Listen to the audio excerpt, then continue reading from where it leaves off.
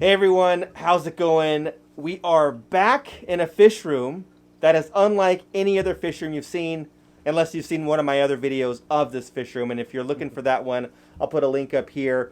But we're at my friend Phil's house. Phil lives about 5 minutes from me and has probably the most interesting fish room I've ever seen. It's actually his bedroom. So Phil invited Dean and I over. You guys know Dean, the master breeder. So we're going to hang out here and check out all of Phil's crazy tanks that he's got going on.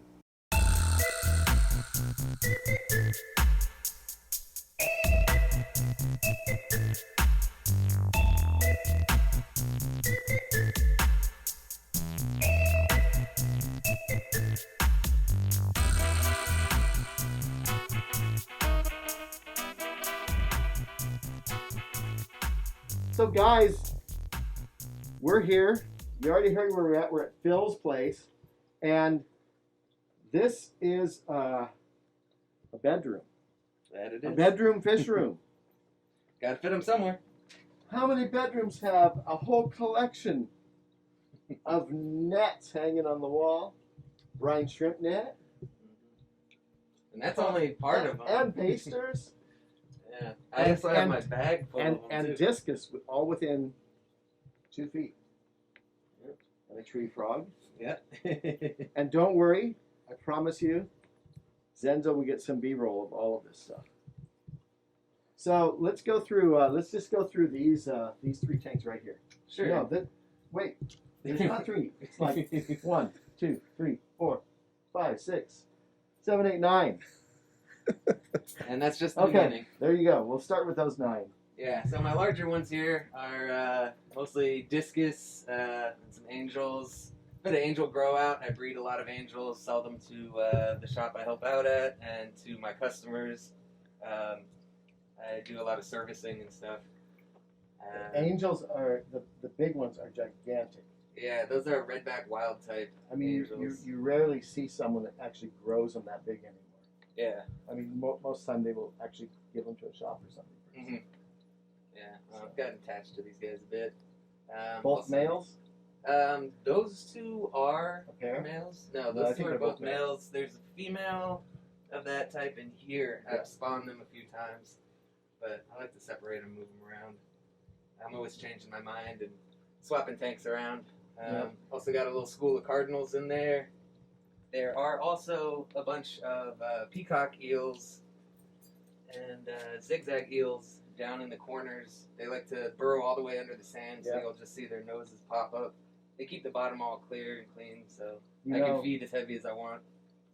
100 years ago, I decided I wanted a neon tetra tank, so I bought literally 1,000 neon tetras. Mhm. These were all going to go into basically a 20-gallon tank. While I was at the place, I had just taken them a bunch of angel babies. I became fascinated with this little fire eel. I said, "Can that get along with the neon tetras?" He says, "Sure, small." And so I had literally had 1,000 neon tetras, awesome school, and 1 little tire track eel. What do you think happened over about 4 months? Yeah, when he got bigger, he started looking at those as snacks. All of a sudden, I'm down to 10 neons, and I can't find the tire or the fire eel until I saw one night his snout was out, and he's like about that long now. Yeah, So it's yeah, pretty cool. they'll snack on them. Okay, let's head over here. Yeah. Notice that almost every tank has a eclectic collection of plants in it. And there's this one plant coming out of this one that is going all the way around the room, literally all the way around the room. Yeah, that's the green pothos. It's coming out of a hang on the back filter there. Started out really small. It's now crept into everywhere. It's even climbing into my closet. It's completely surrounding the entire room.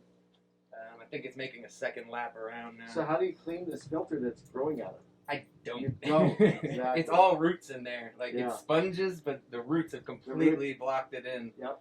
Yeah, but I also have a canister underneath and sponge filter running on it, so I got triple filters on that. Nice.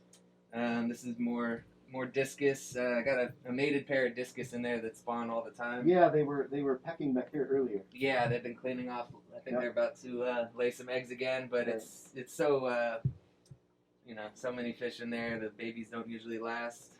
I've taken them out a few times and raised some up, but it's hard to get through that first few weeks Yeah. without having them with the parents. Yeah, got a nice Altum Angel here. Yeah, that's a gorgeous one. Yeah, he's pretty big. There's another Altum down here in this lower tank somewhere. He's in here with Right here. with little platinum parrotfish. I hadn't seen those before, so I picked a few up just for Nice. fun. There's a few other fish in there, but There are. It looks like I almost want to say some epistos. no, some Nanacara Nanacara, Animala. that's it. Yeah. I've been breeding those guys for a while now. You'll see later on through the tour, even right next to it, there's Babies. dozens and dozens in there.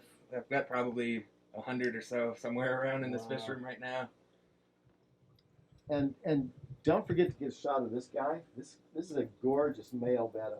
Yeah, this is a Look at half moon Pattern on that guy is Yeah. incredible, isn't it?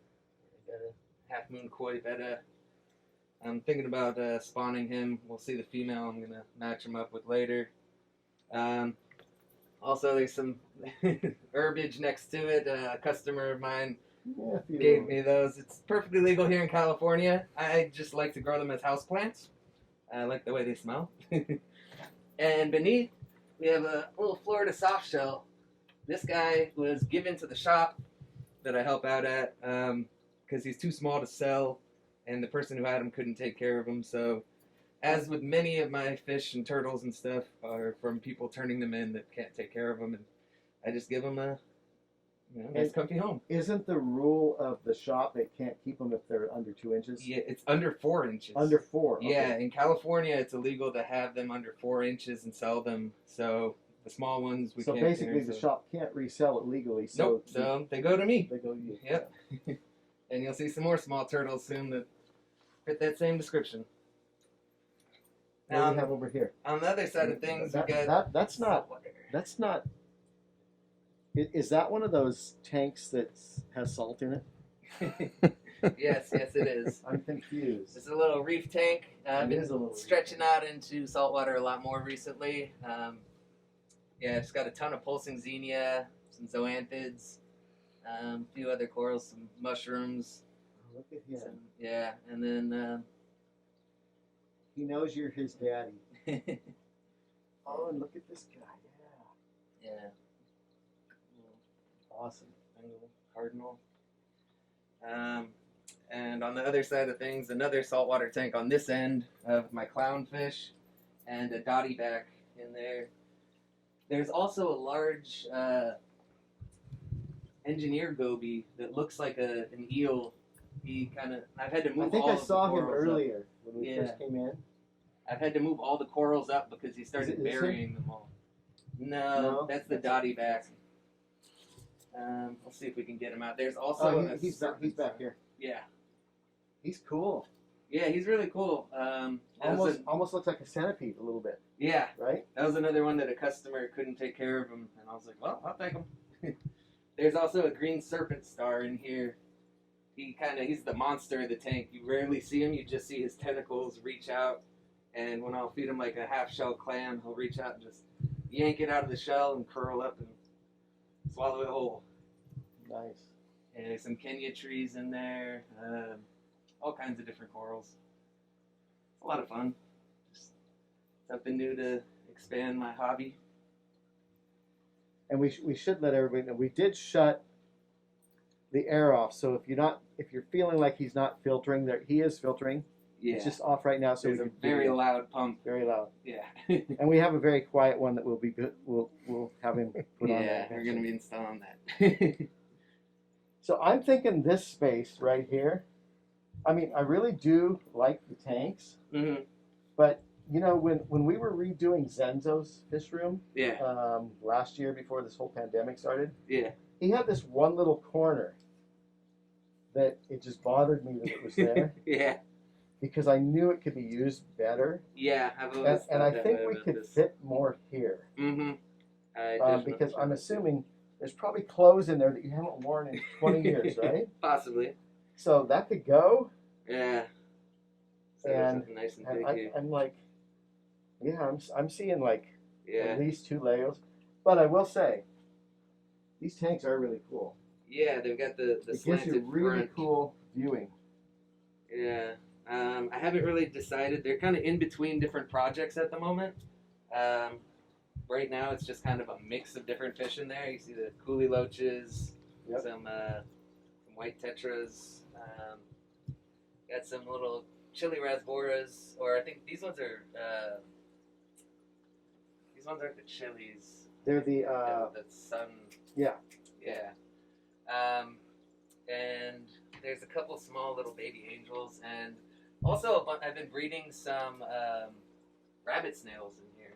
Oh, cool. Yeah, you'll Cool. see somewhere around here. You can Some see of a the baby, smaller ones? smaller baby one there. But Yep. there's 3 large adults in here that are kind of.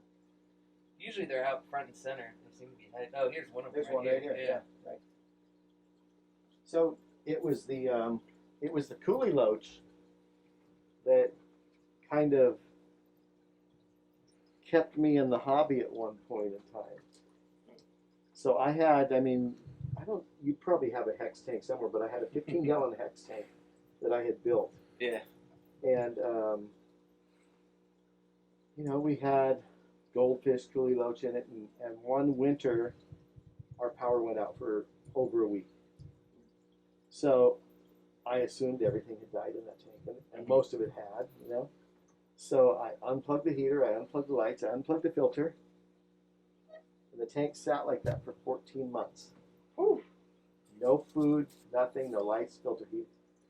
And then one day, all of a sudden I see a little tiny drip on the floor.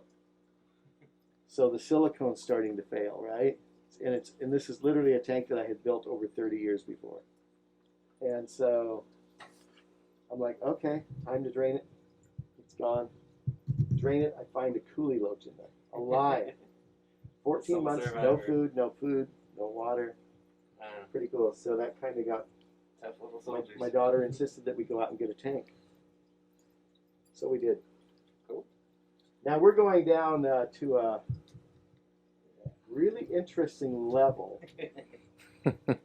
Well, in moving over there, I had this kind of little window tank. I actually built a little stand to hold it here because this was originally slanted. Yeah. It doesn't look like there's much in here, but if you look closely, Look it's at all actually the all green shrimp. shrimp. Yeah, there's a billion of them if you actually look. they're breeding like crazy in there. There's also some scuds in there, but I've been slowly pulling those out. I use those as live food for the fish. But the So how do you catch the scuds and not the shrimp? I went through very different ways of trying that. I finally settled on a way that works almost perfectly, is taking one of those turkey basters and over a net, just siphoning them out and dropping them on. Got it. And I have like a brine shrimp net thing that fits them perfect. And so I do that and then just drop them off in the other tanks as food. And the green jades have been really giving birth like crazy in here. So. Do you take those to the shop too, or? Sometimes. It's more of a just for fun kind of thing. Yeah. You'll see I have a couple more, 2 or 3 more shrimp tanks down here. And then These can't be what I think they are. these are what Zenzo and I both share a passion for. Got the Mudskippers. Yeah, these guys are the Indian Mudskippers. I got mine at the same time that Zenzo got his, which is probably 3-4 years ago at least. These guys have been really happy. On the beach part up here, they keep building little nests. Mounds, yeah. Yeah, so it's pretty neat. Every few days they'll build one and have little windows poking out. So how is this tank filtered? Just the sponge filter. Okay. Yeah, it's a brackish tank. Yeah. I keep it at like about 7, 8 parts per million. I've got some guppies in there, some bumblebee gobies, and there's also a tiny little flounder who'll pop up in and out of here. He's about the size of a quarter, maybe smaller. I saw him this morning. He likes to burrow a lot. Of course. I've had him in here about a year. He's a tiny little guy. Back here with all kinds of different stuff. In the middle here, it's just a whole bunch more of the Nanacara animala.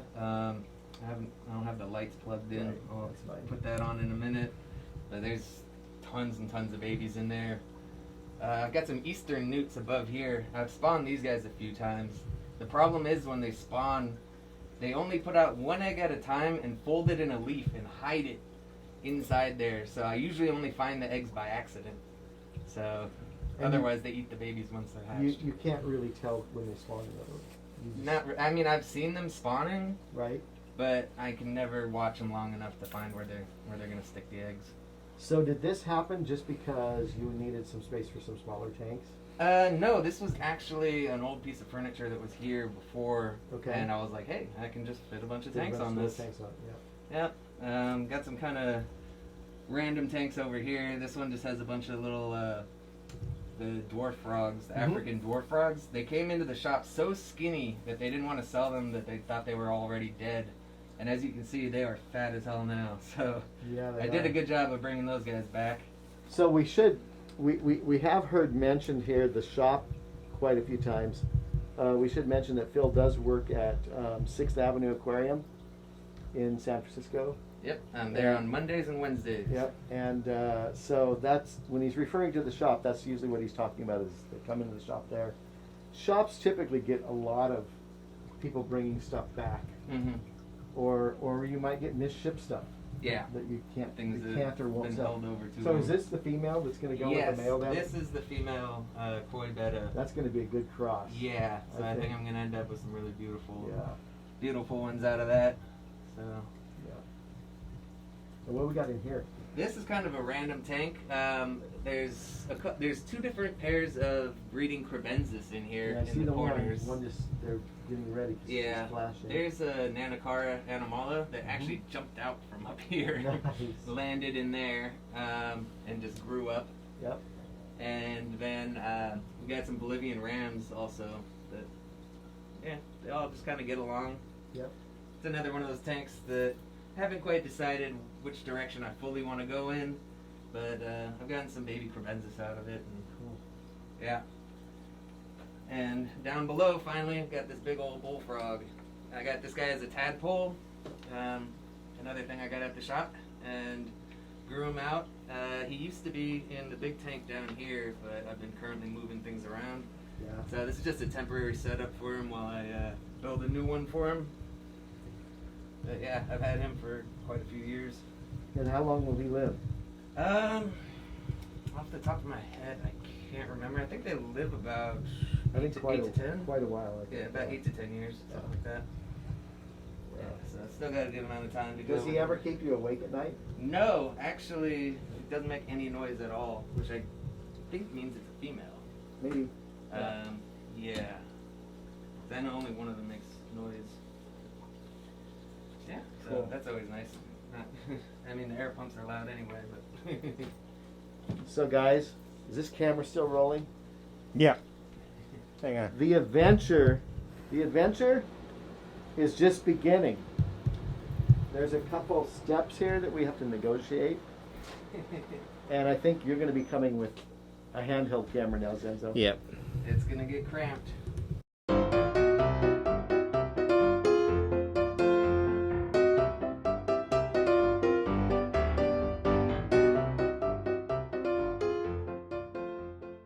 Yeah, they're brackish Hawaiian shrimp. Oh yeah, Opaiula. I've actually seen those in Hawaii. Yeah, so these are the Opaiula or Halo Caridina shrimp. Cool. Yeah, I started out with a handful of them. You got a bunch. They're super easy. They like to have small water changes once every like 6 months. You don't even need to really feed them. I supplement feed them every week or two. They live completely off the algae that grows in there. And as you can see, even with barely supplementing their food, there's enough, Pretty high intense light too. yeah, but there's enough algae in there that they're Yeah. breeding like And- crazy. And you can see there's a bunch of them Yeah, there's a few hundred in there at least. at least. Yeah, so if you're looking And for so- something easy, So the those are ones we're easy. seeing, are those full grown? Yeah, So yeah, not, they're tiny. not even a half inch. Yeah, and they can live 10 or 12 years. So they have a long lifespan Wow. for such a tiny shrimp. Have you thought about putting those with your Indian mudskippers? They probably get eaten pretty quickly. Yeah. Maybe. I think they'd make a quick snack of them, but who knows? I mean, I have enough to experiment, I guess. Yeah. Yep. And more, then more angels in here. more angel grow out here. There's also a pair of plecos over here that is a breeding pair. They've only laid once since I've got them, but I just got them recently, so I'm giving them some time to lay again. Are they bristlenose or? Yeah, albino bristlenose. I'm a big fan of albino bristlenose. Yeah. Because I feel like they're the best ones for keeping the algae down. Yeah. And they don't hide like other bristlenose. Yeah, there was a lot of algae in here before I popped them in. And Yep. they've even eaten the black hair algae, which Yep. didn't expect. Yep. So that was a nice surprise. Then we got a bunch of crayfish. Just use them as food for turtles and puffers and such. Quick, easy, healthy food for them. This is one of my biggest breeding pair of angelfish. I've had them for many years. They're Philippine blues, and they consistently lay all the time. I'm very familiar with Philippine blues. Yeah. It's like one of my staples out of my fish room.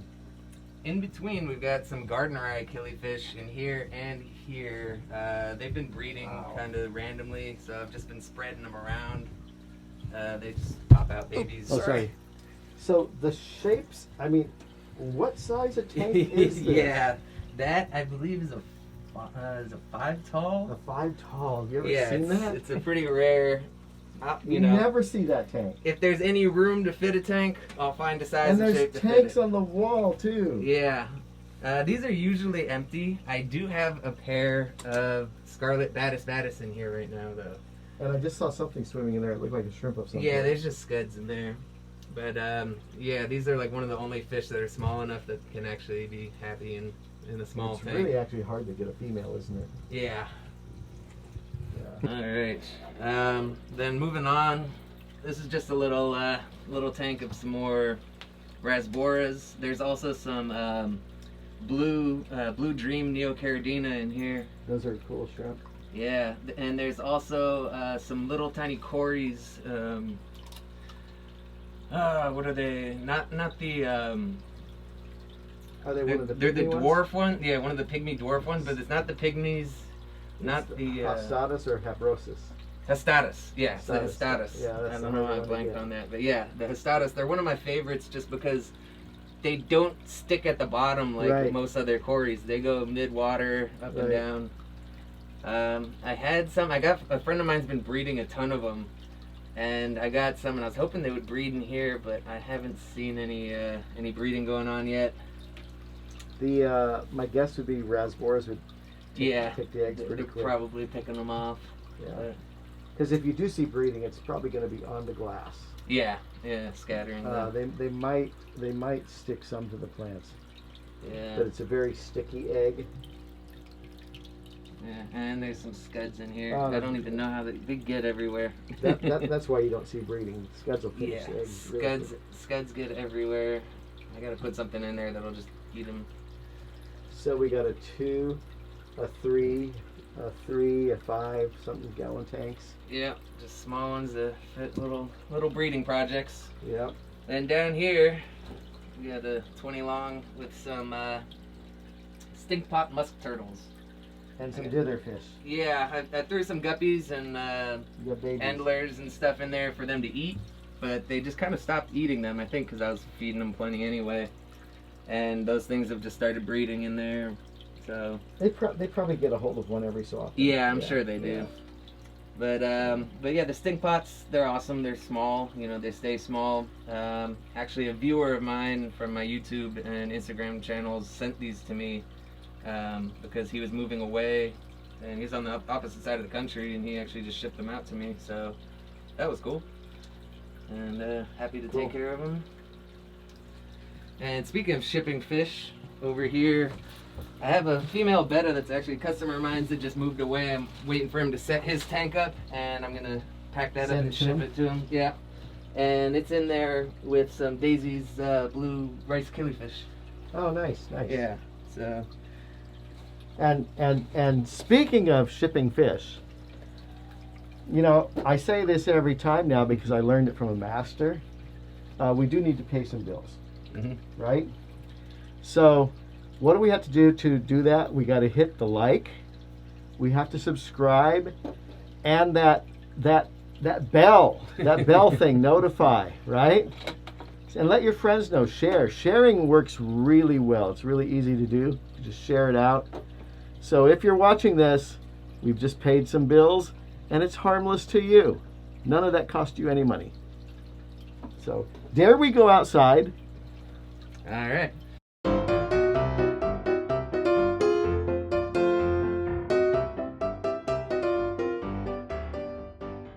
So Yeah. we've done the bedroom. We escaped through a window, and we found this. Let's just call this an upstairs patio.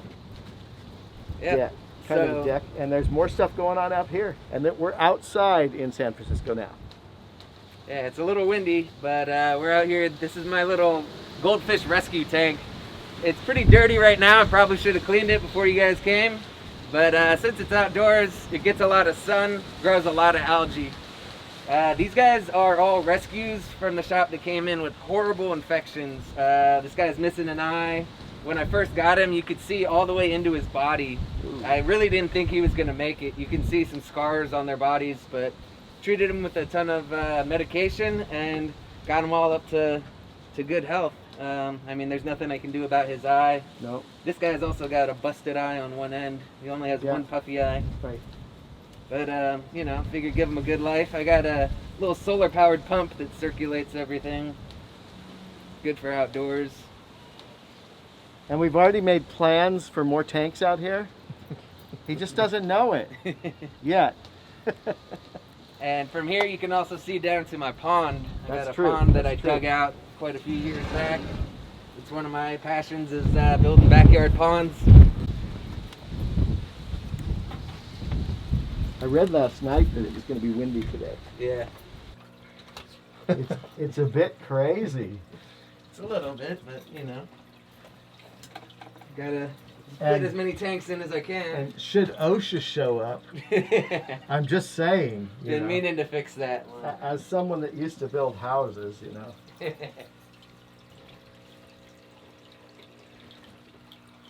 Wow. I think we unplugged something as we walked by. That tends to happen. We might have. All right. Well, thank you guys for coming and hanging out. It's been awesome. Always have fun hanging out with you too. If you guys want to check me out, I'm on YouTube and Instagram under Filthy Tanks with a PH. Yeah. You are. And I almost always run into you when I come down and go hit the shop at least once. Yep. I'm always around.